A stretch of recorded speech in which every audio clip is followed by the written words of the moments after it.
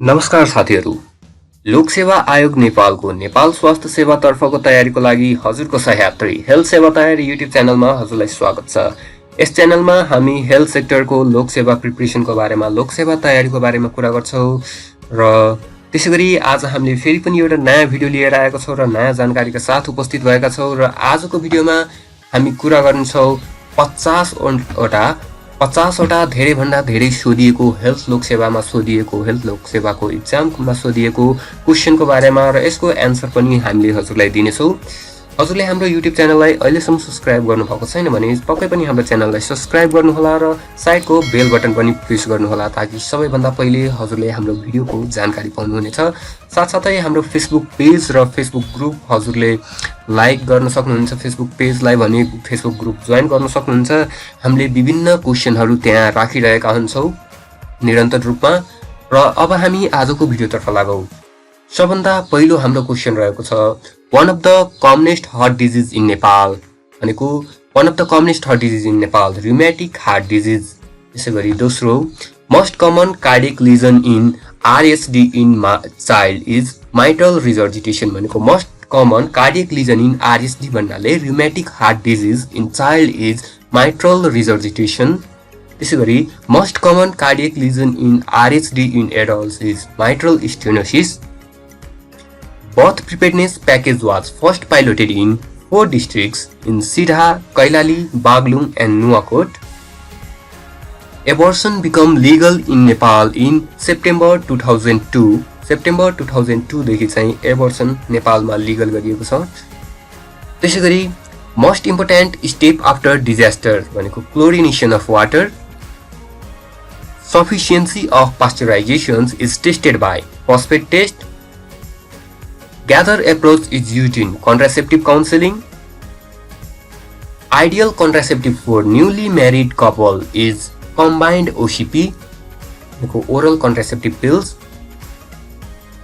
Prophylactic treatment of rheumatic heart disease is benzathine penicillin.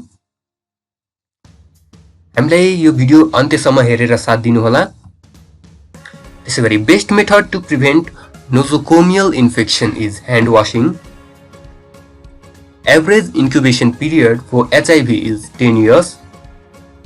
Pulse with the highest protein content is soybean. 43% soybean यसमा protein हुन्छ। 8th day disease भनेर tetanus नियोनेट्रमलाई चिनिन्छ।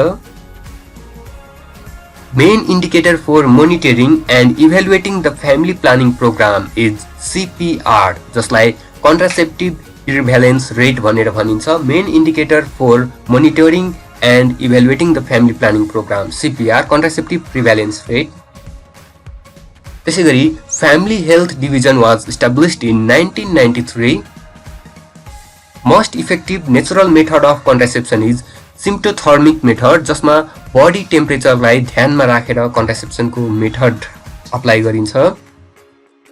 Most common cancer among women in Nepal is cervical cancer accounts 4%. उनको 4% महिलाहरूमा चाहिँ यो cancer देखिने गर्छ cervical cancer.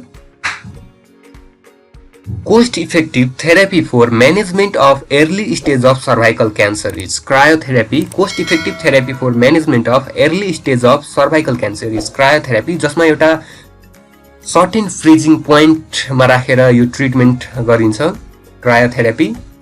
Best approach for arthropod control is environmental control. Most satisfactory method of refuse disposal is sanitary landfill.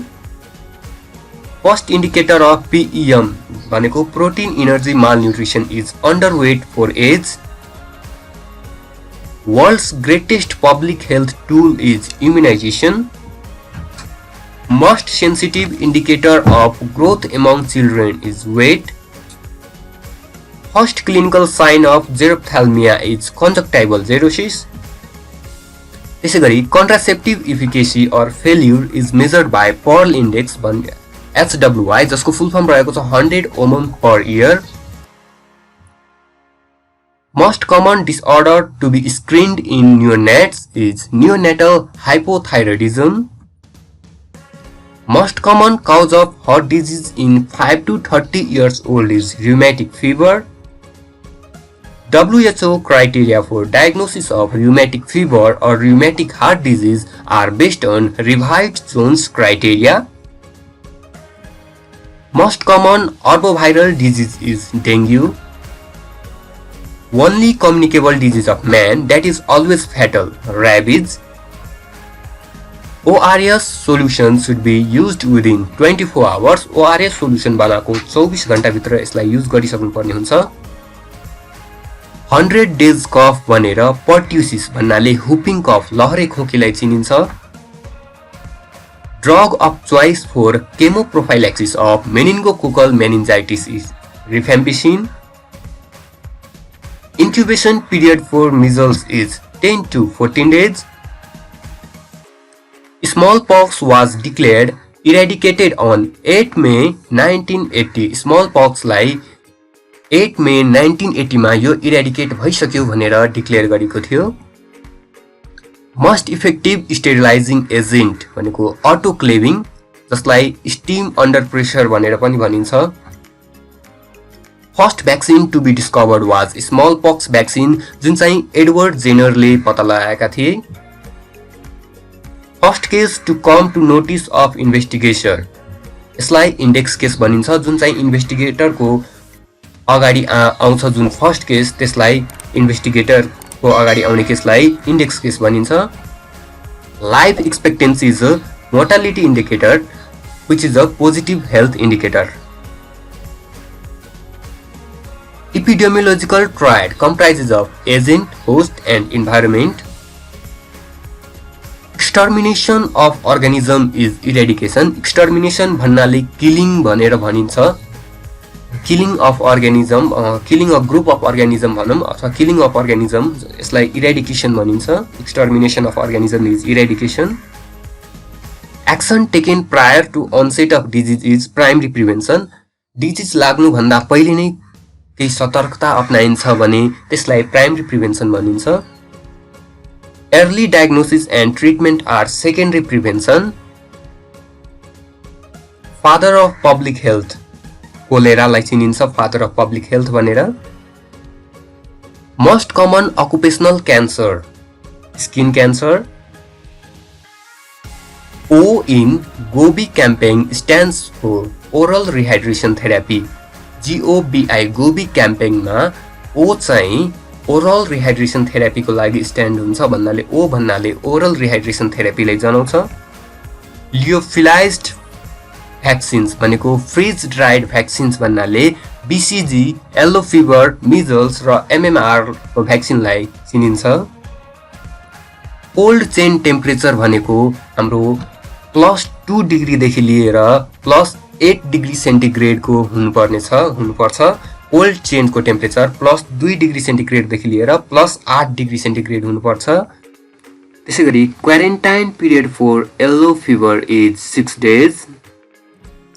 हस्त साथी हो, हाम्रो 50 वटा पोइन्टहरू सकिएको छ. हाम्रो च्यानललाई पक्कै पनि सब्स्क्राइब गर्नुहोला र यसलाई चाहिँ आफूसम्म मात्र नराखिकन आफ्नो साथीहरूसँग पनि सेयर गर्नुहोस्.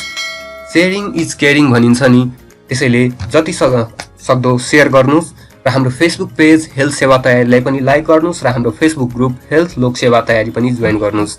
हस्त साथी हो, अर्को भिडियोमा हामी फेरि पनि भेट्नेछौँ. धन्यवाद, बाइ बाइ.